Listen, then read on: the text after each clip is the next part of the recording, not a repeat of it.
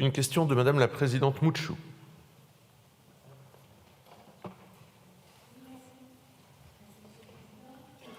On va vous donner du son, je pense. Merci, Monsieur le Président.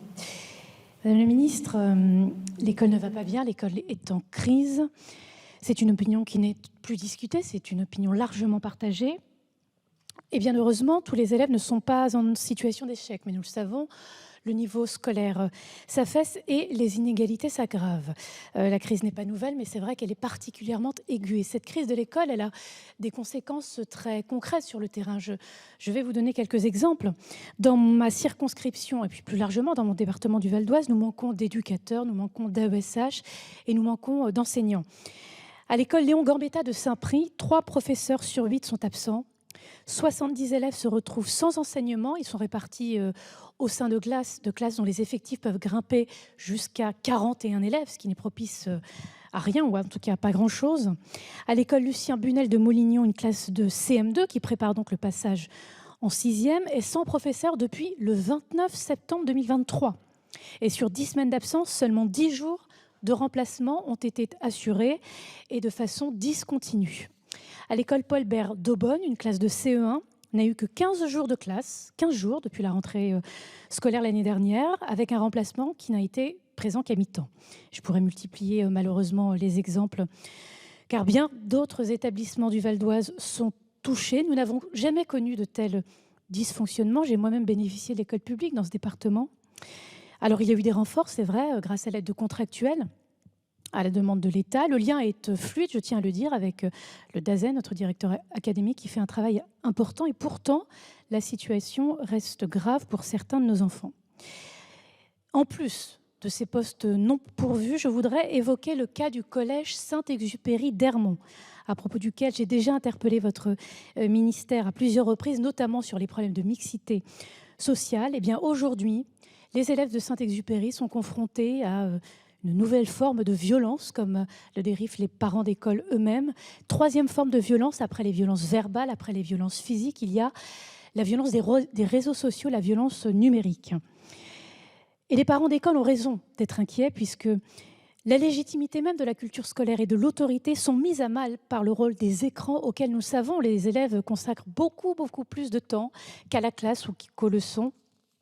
Et l'influence des réseaux sociaux, qui est particulièrement délétère, a des conséquences sur le niveau, sur le comportement des enfants, entre harcèlement, incivilité, menaces, décrochage scolaire. Voilà ce à quoi nous assistons. Et cet établissement, Saint-Exupéry, n'est plus tout à fait aujourd'hui un lieu sûr. Pourtant, moi, ces collégiens que j'ai rencontrés, je les rencontre à de très nombreuses reprises. Et évidemment, ils ne sont pas moins capables ou moins méritants que les autres. Il ne s'agit pas de pointer la responsabilité de tel ou tel. La direction, les enseignants, les parents d'élèves font évidemment ce qu'ils peuvent. Mais voilà une partie, finalement, de la situation de mon territoire dont je veux vous alerter.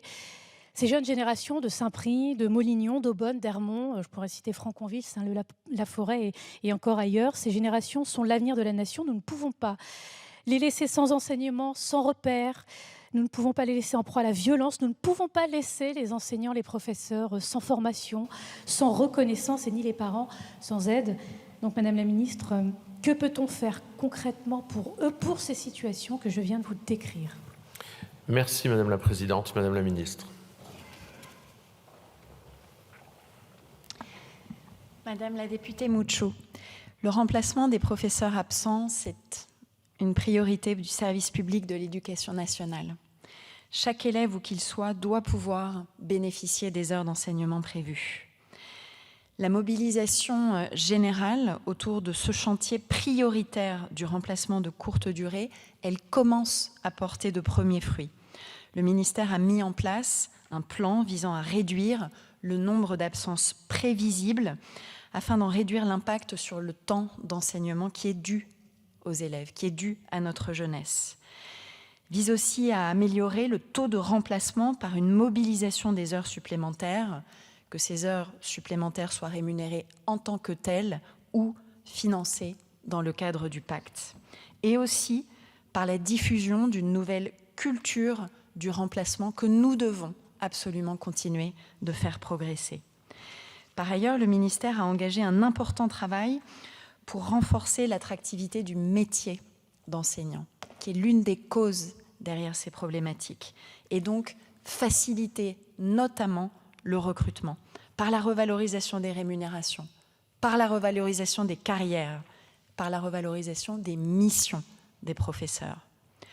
En complément, d'autres leviers sont mobilisés au niveau académique et départemental pour répondre aux départements qui pourraient être non couverts. Je pense notamment au renouvellement des contrats des agents qui ont donné toute satisfaction à leur accompagnement dans leur prise de poste ou bien formation pour les nouveaux.